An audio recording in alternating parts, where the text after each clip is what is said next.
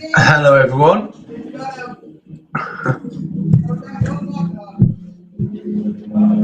So, I have a few technical difficulties. I forgot to have somebody actually sit in the cockpit with me, checking for questions and checking everybody's actually managed to get online. So, I'm having to do some of this myself, unfortunately. Um, I'm going to give it a couple of minutes to make sure that everybody gets in, and then we're going to get cracking.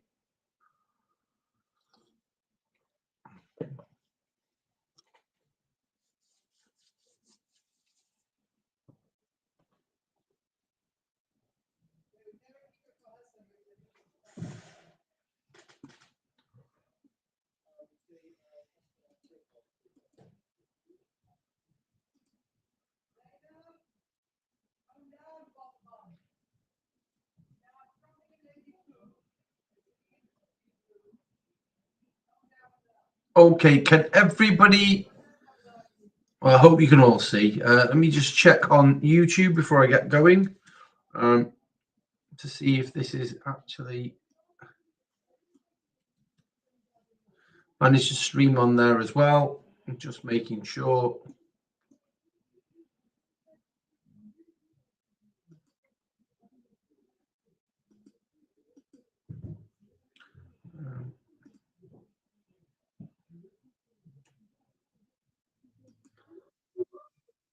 Right. Okay. Everything's okay. We're all live.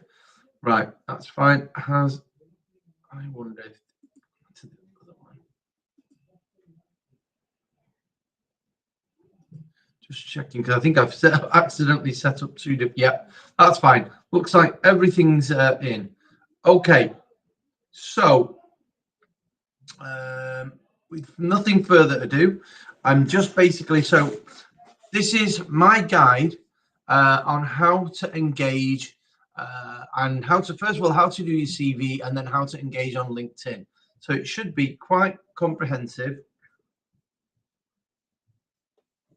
on that. Now, the agenda is very simple. I'm going to go through who I am, why I'm doing this, how to write a CV to get interviews, how to set up your LinkedIn profile, and then how to outreach.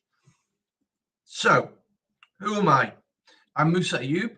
I'm a business owner and cybersecurity enthusiast. I've been an IT and tech and cybersecurity recruiter for about 12 years, 5 years within cybersecurity recruitment. I even work for a job board, so I understand the mechanics of how job boards are.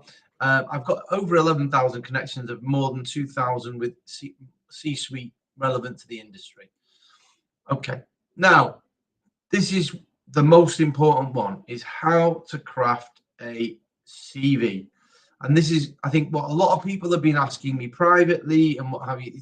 There's a real art to writing CV. So let's get into this. So first thing you've got to remember is any CV that you do, it's no longer spray and pray. You can't just send out your CV to 100 different employers, the same CV. It just doesn't work anymore. So I'm just going to go through a few things with you.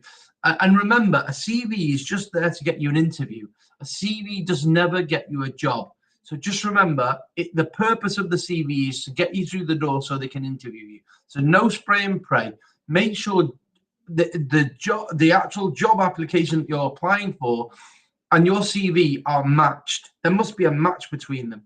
Target the employees you want to work with. So go onto LinkedIn or go onto Google and find those employers that work within your sector and your set, and make sure you try and reach out to them as well. You need to tailor your CV for every single job you put out. That is why, rather than sending 100 spray and pray applications, just send 5 targeted. And also reach out to a hiring manager once you've done it, to preferably the same hiring manager the CV is being sent to. So what I want to go through, this is before I actually go through the CVs, is what are employers actually looking for? So on the let's just take the example of a pen tester. What skills are they looking for? So there's 2 sets of skills. One might be interpersonal and one is the technical skills. So a skill isn't Burp Suite. Burp Suite is a tool that you use. Pen testing is a skill. Ethical hacking, programming, vulnerability assessment, report writing, network security, understanding IT. So those are the skills, and those are the skills they want to see and understand on your CV. as a pen tester. And then on the other side, problem solving, communication, attention to detail, critical thinking, team working, somebody who's got strong communication skills. Because remember, you are the interface with the client. So if something is actually going, I mean, if you're going to have to explain to them what the remediation actions are based upon your work, they need to know, this employee needs to know you've got clear communication skills. Right, that with said, so crafting an impactful cybersecurity CV. Now, the layout is very important. One of the things that people miss is that they just want to put it all in there.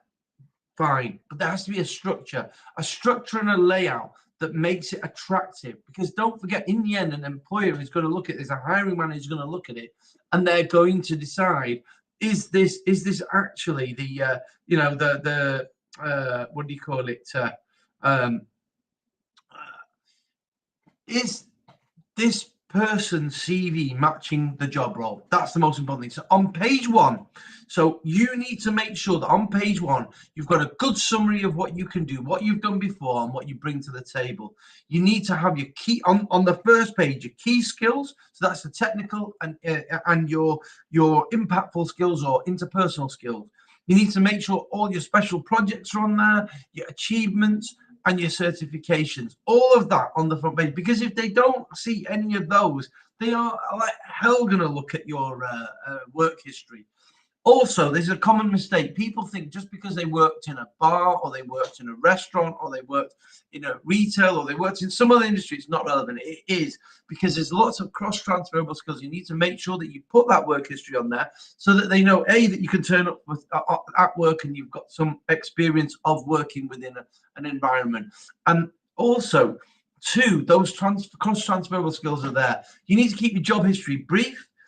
The two key takeaways I would take away are most definitely the layout and what needs to be on page one. So that profile summary, the key skills, the special projects, also your social media. So whether it's LinkedIn, whether it's a TryHackMe account, whatever it is, you need to make sure that's on there as well. And the achievements and certifications all need to be on there, because they need to know within the first 15 seconds, because that's all it is, 10 to 15 seconds. I'll scan through it. If it looks like there's some information on there related to the job spec, you're in for someone to read your CV. Otherwise, bin, gone. Right. This is an example using my own CV. I didn't feel comfortable putting anyone else's up there, but essentially you can see skills, my experience relative to recruitment, my accomplishments, my professional summary, and then my number and where I'm from. Very simple. Then that's the work history, my degree, etc., etc. You know, at the end of the day, it gives you an idea and a flavor. And bullet points, always use bullet points in your work history. It makes it much easier to read in bullet points. And I think it's so important that it's very readable, that the CV is easy to follow and read. Okay.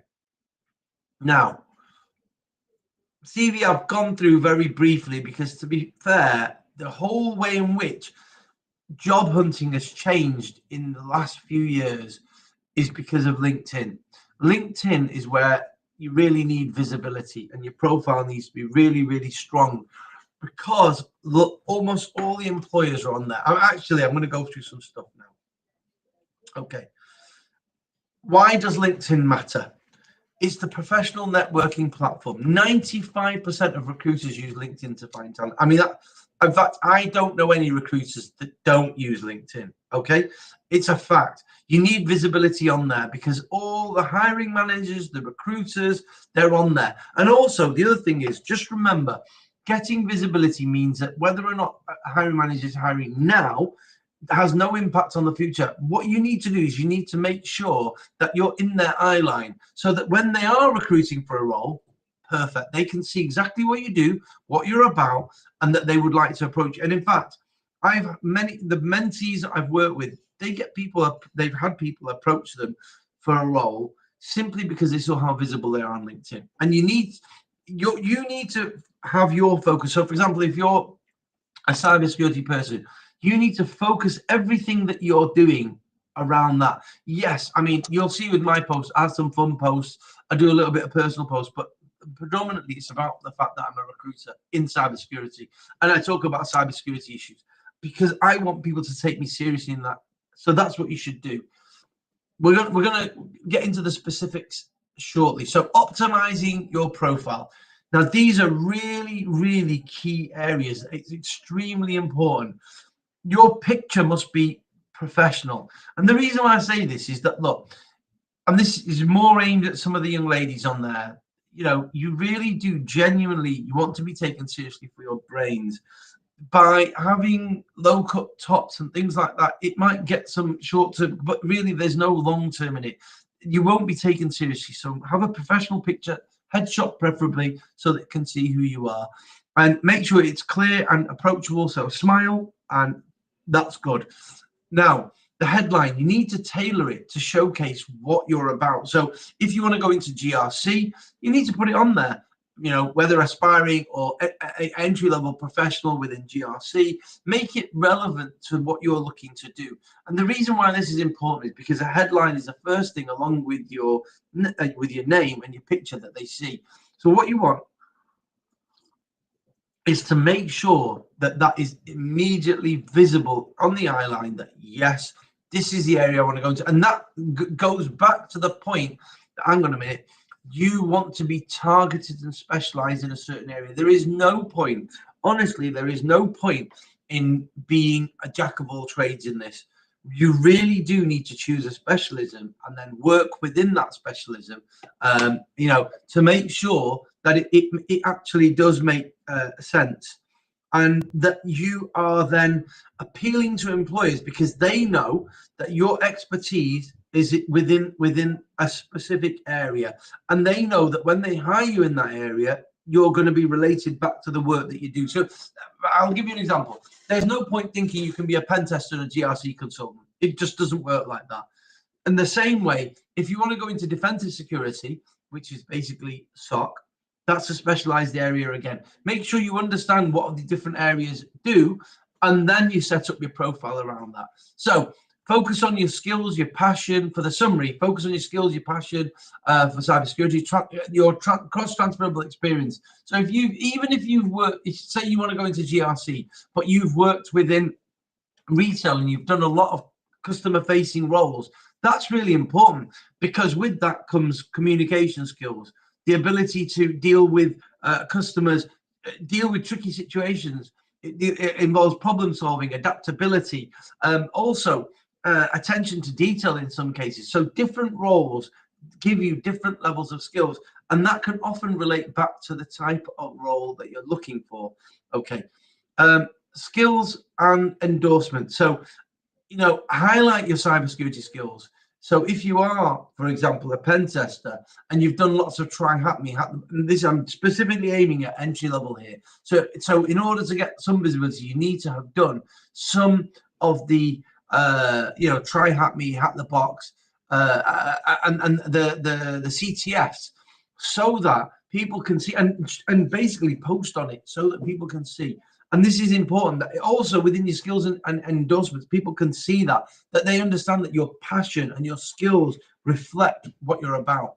Certifications, list any of your completed certs, and also certs that you're doing, you know, whether it's CE plus or CompTIA Security plus or A plus or Network plus, or if it's CREST, CRT, or if it's CPSA, or if it's the ISO 27000, whatever it is, make sure it's in there in your list so people can clearly see what your aptitude is. It also gives people a baseline to understand, does this person have a baseline within the industry they're trying to go into? So one of the problems that you get is with entry-level people, it's very hard to identify what level of skill level they're at.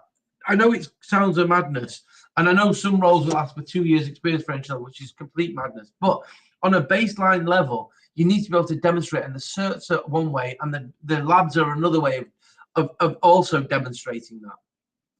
So here is an example of my own account, because obviously it has tailored to whatever you do. So in my case, you know, there you go. Connect your business to the top 1%. I mean, I've got a nice little header there, and I would say use the header to put your personal information in. Again, sometimes be careful if you're female, because there are crazy people out there. not necessarily in cyber, but in general. So just make sure that you're careful about what information you put out there, and also give you an idea of my analytics, just to show you that, yeah, I do get a lot of views. I do get post impressions. They can range between 10 and 20,000 in a given week, sometimes even more. People do search on me, and I do know what I'm talking about. And that just clearly demonstrates what I bring to the table: entrepreneur, cybersecurity, recruitment, trusted, all the various things that I can do. And my top skills are down there: candidate sourcing, recruiting, information security. It's very clear. People can clearly identify what it is that I do. And I think this is extremely important, that you need to make sure that it hang on. Okay, it seems like there is a bit of a problem. Okay, let me see. It should have gone live. This, it is saying live.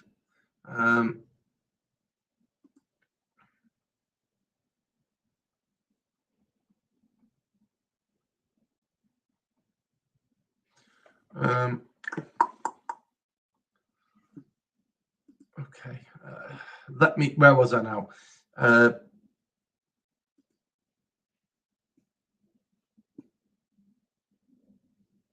me just make this big again. Right, so yeah, that's how I've set up my own account. Right, how to outreach on LinkedIn. Let's have a look at this now. This is the really important bit, really important. So you've got to build a strong network. The whole purpose of LinkedIn is to start to build a network for yourself, a network that you can utilize, bounce off. You can also develop a strong relationship with these people, and this is the crux of it. What people don't realize is simply getting getting and connecting with someone isn't enough. You really do need to basically push yourself into coming out of your comfort zone, developing a relationship, so starting the relationship and then developing it. And that goes through a whole series of things. It's almost like you would do in a real life situation. So you've got to come out of your comfort zone and realize that the only way in this modern world, where I'd say CVs aren't even as important as building relationships, and how are you going to do that? So what you need to do is, first of all, connect with the industry professionals. Start with people you know and expand to colleagues, recruiters, influencers in cybersecurity. So it's important. One of the things that I always recommend is make a list of those companies you want to try and work for, and literally go into the company and into the people that work there. Find people on a sort of entry level, find people on a mid level, find people on a senior level, and connect with them just to understand the culture of the business, trying to understand how they got into cyber. And we can talk about some of the make your request personalized. So when you are requesting to connect with someone, explain. What I would always do is I would just explain that you're an entry level person. You just want to build your network, but also understand how they got into cyber, or what drives them about cyber. Or if for example, another way to connect is if you've seen a post that somebody's put out, you can always connect based upon that post. People forget that, or that if you post something and they've written something on your post as a comment, you can always reference that when trying to connect. I think the more active you are on LinkedIn, the better it becomes. You've also got to join relevant groups. Again, this is really important, because I think one of the things that people forget is that the groups actually, they give you the opportunity to interact with people that you probably wouldn't normally. And I think it's really important. The groups, when you utilize the power of the groups, you can actually get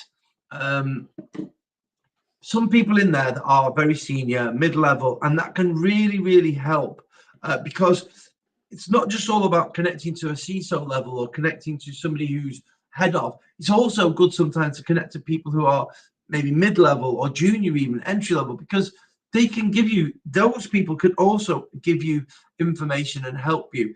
Sometimes I think people just aim very high and then get disillusioned when a CISO from a very big company doesn't connect with them.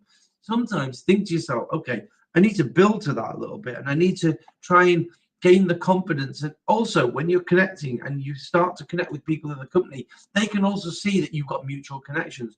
And that's another way to do it. Find some mutual connections. It's a bit left of center, but sometimes finding a mutual connection, connecting with them, building a relationship with them, and then connecting with the other person, that can also work. But groups are a very good way to network. And also, there's a lot of useful information in some groups. That's important. So outreach and crafting your message, it is really, really important that you've got to remember. I think if you've got LinkedIn Premium, you can actually send a message which will allow you to put a title in. Otherwise, ignore that bit. If it does, again, it needs to be relevant. I mean, I've connected with some senior people, you know, in my time, and one of the things that I don't do is I don't ask them for work. I don't say, oh, give me your recruitment requirements, because it's useless doing that. What you need to do is you need to put in a personalized introduction. Now, that can be, like I said, it can be, you know, I've got X amount of mutual connections, so I thought I'd reach out. I'd love to hear your story about how you got into cyber. If there was a particular exhibition, you know, they went to and they presented, you could say, you know, I am interested in the talk you gave about X, Y, and Z, or make a comment about it and say, and that is how you build a rapport. It's important that, and I think with LinkedIn, one of the things is the algorithm does change, but one thing that doesn't change is how people interact and how people develop relationships. That never changes. That is still the same way. People, in the end, what they want to know is that this person isn't an idiot, and this person will respect me, and they will interact with me in a nice, humane manner. Now, also, they won't be just simply asking me, do you have a job? So what you need to do is, like, for example, this lady, Sarah Armstrong Smith, she's a published author. She's also the security, the chief security advisor for Microsoft. It's not a small position, but she's very approachable. So if you go to an exhibition and you can approach her and talk to her, and you can say that, you know, she's got, in fact, I've got the book here, and this is how you can build relationships. So that's her book. It's a really, really good book, Understanding the Cyber Attacker Mindset. And it's things like that that set you apart. Simply going in and saying, can I get a job, please? It doesn't work. It really doesn't. And it annoys people. If you go in there and you ask as a introduction or connection request, you know, I saw that you went to the Future of Cyber event. You were the host there, and you tell me what your favorite talk was. Something like that's good, because it should get them talking. So sometimes you have to think outside the box, but be concise and let them understand that what you want is some advice, some help. You're just starting your journey. Something like that is fine. And some people say have a call to action. I don't necessarily think you need one. If you want, definitely put that in. I'd love to schedule a chat to hear more about your career journey. I mean, yeah, definitely. Some of them would be open to it. Some of them wouldn't. You know, they won't connect with you.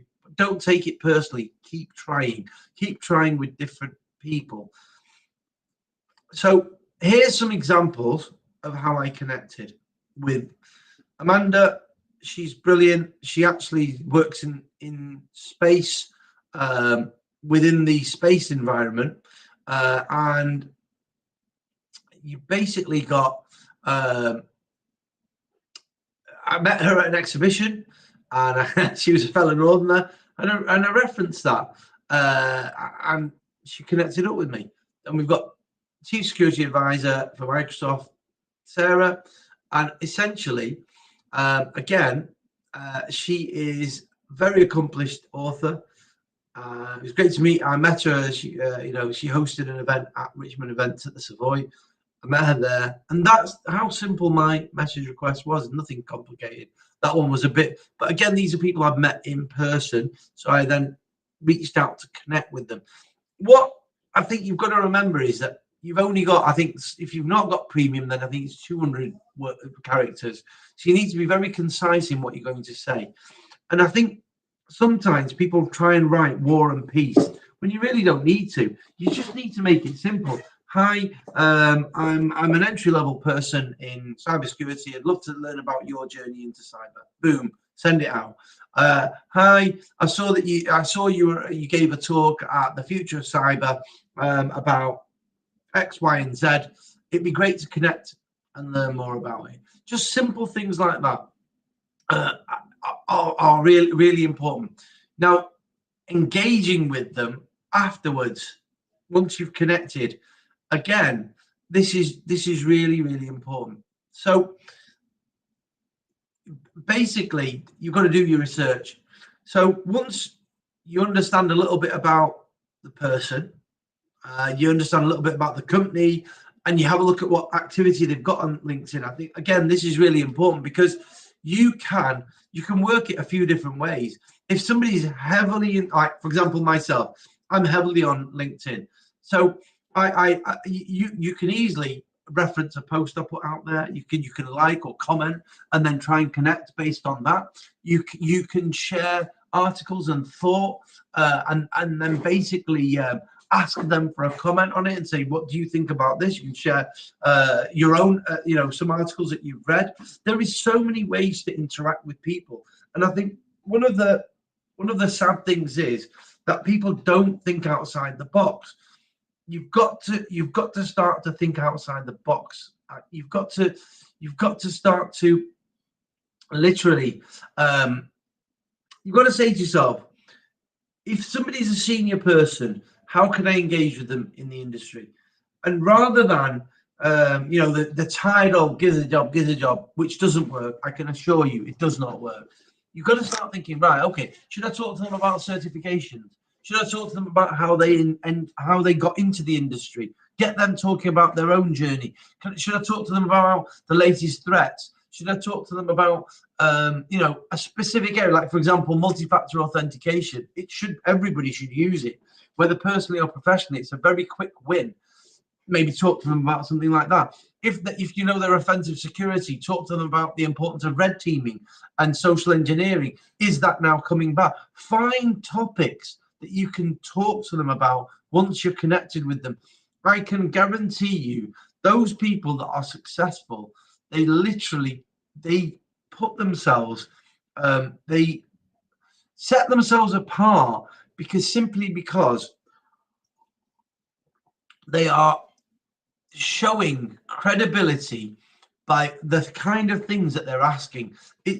I can guarantee you that those mentees that I've worked with directly or even indirectly, the way in which they've done it is very clear. When people look at what they're posting or what messages they're writing out, they're always very interesting messages that they put, and they want to make the other person engage. And this is why it's so important. So the engagement strategy really needs to be based around what you're comfortable with, but as it says up there, like and comment on the posts, but do it in a meaningful way. Share articles and thoughts on relevant topics. Also, there's so many topics. Find your niche and then connect with people in that niche and who are interested in that, and you'll see things will fly. Share your progress. Regularly update your status on new certifications, courses, and projects. One of the things that people don't do enough of, and in fact, I think you probably saw Joe Wells, 500 days on, I think it was Try Hack Me or Hack the Box. Spent 500 days posting every single day on it. That is a level of dedication you need so that people can see, employers can see you're doing it consistently, day in and day out. If you've got a new cert, talk about it. We'll talk about the challenges within the cert. Why was it difficult? What did you like about it? What do you feel? What benefit do you think it's given you?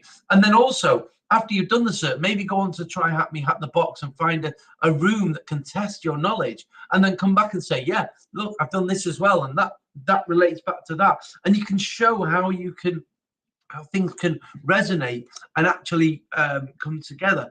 And again, I think that's really key, being able to relate things together and share your progress, because one thing that's really, really important is people see that consistency and that application, and that you're actually visible on LinkedIn. Because one of the biggest problems is there is a lot of people that essentially are not visible, and as a result, they're not comfortable with it, but they're also, neither do they post themselves, nor do they comment, nor do they feel confident.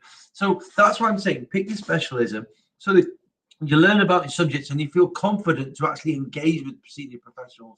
One thing to remember is be consistent and not overbearing. Keep engagement professional and avoid spamming, because I get this a lot. People, when they get upset that I'm not responding because I'm actually busy and I've got other things to do, some people get annoyed, and again, you've got to be careful. There is a very fine line between the two, of being professional and then taking it basically, that fine line. You've just got to remember that this is a person and there can be other things going on, so just be consistent and careful. Now, examples of how I've outreached with different types of people. So here's Dr. Saif Abed. He's a medical doctor. He says he's a cybersecurity expert, and he was talking about the impact of generative AI in healthcare, continuous pages and fax machines. So he was basically talking about the fact that actually even now in hospitals and in patient care is still, or hospitals still continue to use a lot of old technology, pages and fax machines. I mean, pages and fax machines go back to the fax machines even before the 90s. So pages, they were a forerunner before mobile phones. And then engage with them and continue to have a conversation with them. So like here, I'm talking about how they pioneered minor surgery using a robot controlled by remote skilled surgeon. So these are relevant to what he's doing. So he can see I'm not there to just be an idiot. I actually understand that there is technology that is being used, and trying to have a discussion with him. And then, he's obviously then come back and said, yeah, plenty of standard regulations, et cetera, to govern the stuff. And that's important because, you can see that engagement is the key to people taking you seriously. I've been in this game a long time. I've actually probably been using LinkedIn since mid 2000s. So I've probably been on the platform for near enough 20 years. And I can tell you it's had many changes over the years. But one of the things that is very, very important now in today's world is visibility on here. And without that, you're always going to be struggling, because essentially employers, especially hiring managers in the modern day, are really keen to try and find ways to save money, and one of them is to not use recruiters. So how do they do that? They do that by reaching out to individuals that display their knowledge, their understanding, their certs, their work that they're doing, the labs that they do, etc., etc. That gives you an idea. So it is definitely worth looking at. Now, again, another example. I mean, he's the head of information security at Mercedes F1. Again, he was talking in his post about whether CISO should be technical or not, and I made the point that, well, maybe they do, maybe they don't. But look at an IT project management; they've never coded. They've probably not even worked in the support team either. But they can manage a team of people that can. So perhaps a CISO doesn't need to be. So again, using my own logic and my own knowledge and expertise, I put that forward as my interpretation of maybe a CISO doesn't need to be technical. And again, you just need to understand what might resonate with a person. And it doesn't matter if you've got a difference of opinion, as long as you do it respectfully. Remember that.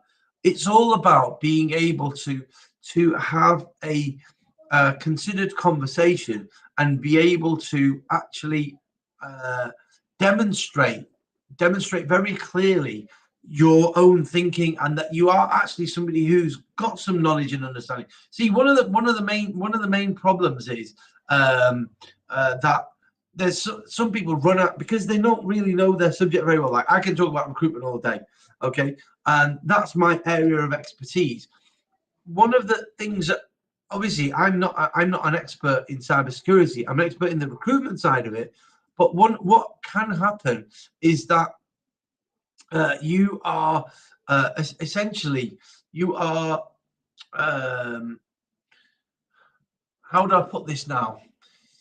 You're an expert in your own area, not an expert in another area. And then what can happen is that you try and cross over into other areas. Stay in your lane, so stay in the area that you're comfortable in, but make people see that you have got some expertise in that area. That's what I'm trying to drive at.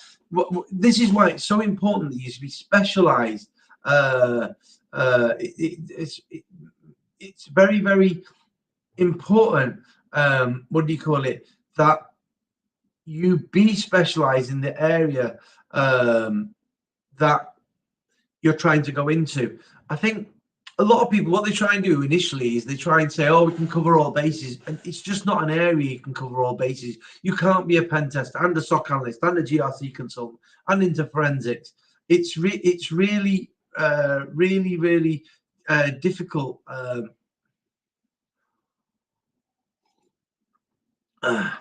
So the thing is, look at the person you're trying to engage with, and make sure you engage with them in the best possible way. That's what I'm trying to get at. So follow up and maintain relationships.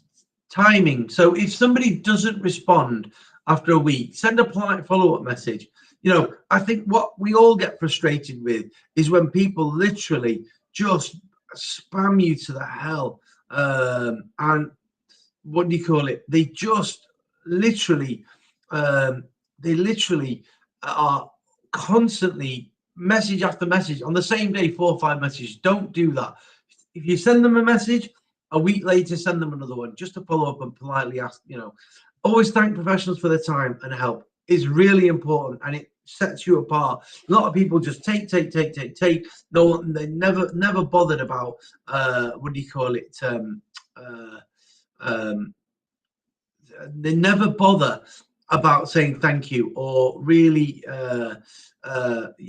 if you've done a nice turn for them, they don't bother saying thank you, which is, again, it's not good. So it's important that you make sure that you are thankful to those that help you, and they can take their time out for you. And don't just connect with them when you need something. Keep that relationship going. And this is really, really important. You need to keep the relationship going. This is why it's a long-term game. It's a long-term thing. And also, it's not something that's going to just happen overnight. You need to build a relationship with people, and where they might need support, because you might have expertise in a certain area, and you could offer your expertise in that area. Like, maybe that they're very good as a pen testing, they might be a head of a pen tester, a pen test team, but maybe they're struggling with some marketing aspect, and about marketing. It would be what do you call it? Advisable if you can offer some support and help. Give them that help. I think one of the things is sometimes people are afraid to maybe that you spot something in LinkedIn that the person's trying to get some trying to do something, and you've got expertise in that. Offer to help them. Sometimes it's not about just taking. Sometimes give back. Long-term connections. Build meaningful professional relationship, which does take time. And this should be the priority. Trying to build those relationships. You're never going to be able to just literally flick a switch and get a job. It just does not work like that. I don't think it ever has, but absolutely not now. In the market that we're in, it's about building long-term relationships and then gaining from that, and basically with the people that you connect with, keeping that relationship going, and making sure that you get some help from them, but you also give back in return. I mean, one of the reasons why I'm doing this is because I just feel nobody wants to help entry-level people. And it really frustrates me because without entry-level people, we're going to have no mid and seniors in a few years. That's why I believe so passionately about trying to help people, because I can see that the same industry is going to be crying, and in a few years' time, it's going to be really, really, really tough, and we're all going to be crying. And as a fact, and I genuinely don't want to be crying. What do you call it? Let's have a look next. Now, I think we've done that one to death. So, networking etiquette. So, respect the time. Be clear, respectful on how much time you're asking for. Don't overdo it with the requests of calls and meetings. And that's really important. I think sometimes people just think that everybody's free and you can just jump on and whenever you need to. It's not the case. Some of these people are extremely busy. They're working 10, 12 hours a day because of the amount of effort that goes into the work that they do. So respect that time. So if you know that it is a challenge, if you know that you have got something that you need and you need some help, also pick your moments, because sometimes it's not a case of just jumping on them. It's also about what do you call it? Sometimes it's about finding the right time to get some help, and also making sure that what you're doing is relevant. Yeah, I think there has been a problem with the streaming.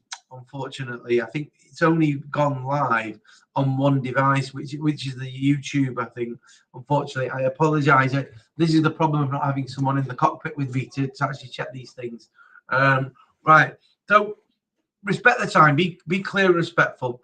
Offer value. Share articles. Offer your help or contribute to discussions. It's not a one-way traffic whereby you're just expecting them to do all the running and do everything, and you don't do anything. It doesn't work like that. Honestly, for them to see you, you need to be able to be part of the discussion, become part of the whole space. And if you're not, then you're invisible. I'll be quite frank with you. You're invisible, and it's essentially it's never going to be never going to be good. And you need to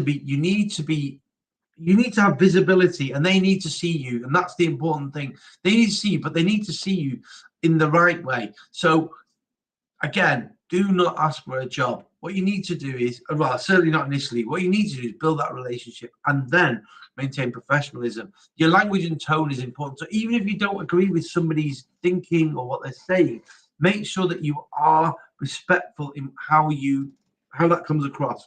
Remember that this is a human being you deal with, and if they've had a bad day and they snap at you, sometimes just let things ride.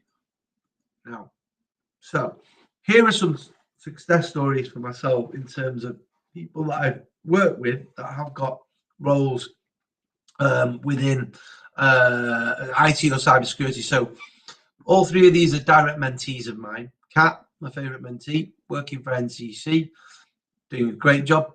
Adam just joined a company earlier this year as a SOC analyst, and Hummer, who's a NOC engineer at Talent.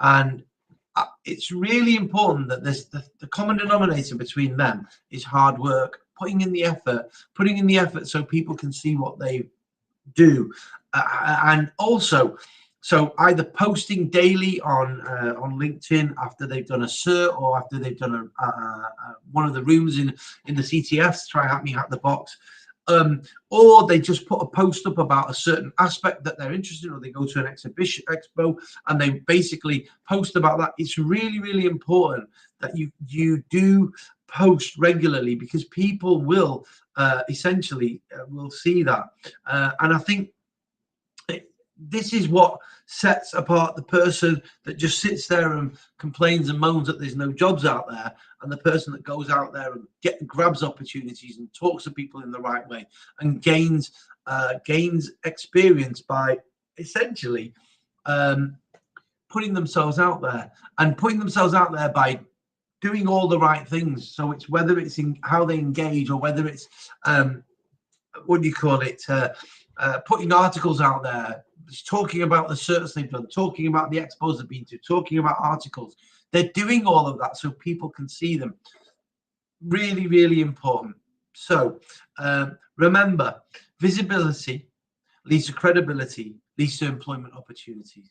Okay, so that's essentially the thing. Let me just log into YouTube and see if there's any questions that you guys specifically have got, because that's essentially the presentation bit done. Let me see if I can find the live, because I know there's been a lot of problems with this. This is one of the things of flying solo and not having someone coming in and doing the again, I apologize. I really completely forgot. Right, let me see. Are there any questions people want to? If you put it in the chat, I'm happy to answer any questions.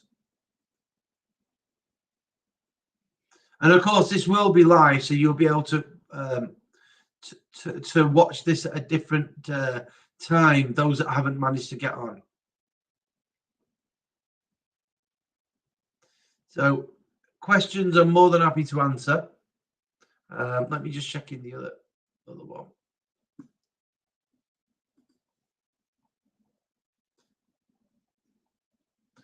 Let me see if that.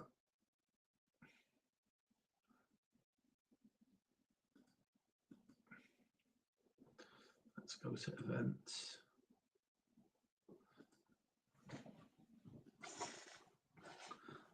See if there's any. Right, nothing in there. No. Let me check the other one. Apologies about the poor setup. I was due to have somebody in the cockpit, and then I completely forgot, because I was at the expo today, that they weren't actually going to be there. And by the time I'd realised, it was too late to get somebody to come and join. So no, there's no questions. Yeah, nobody's in there either. No one's in there. Okay, well, I'm guessing if there's no questions, hang on, I think there was one question. Just 1 second, let me just check. There was a message. Okay.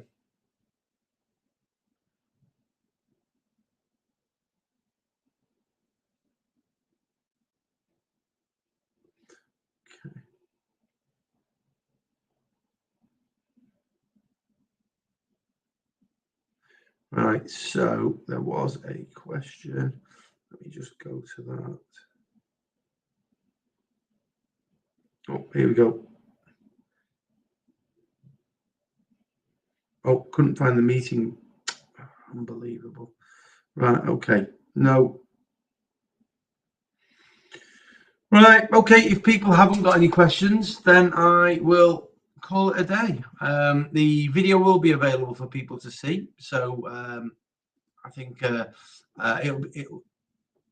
will be really good if people need to revisit it.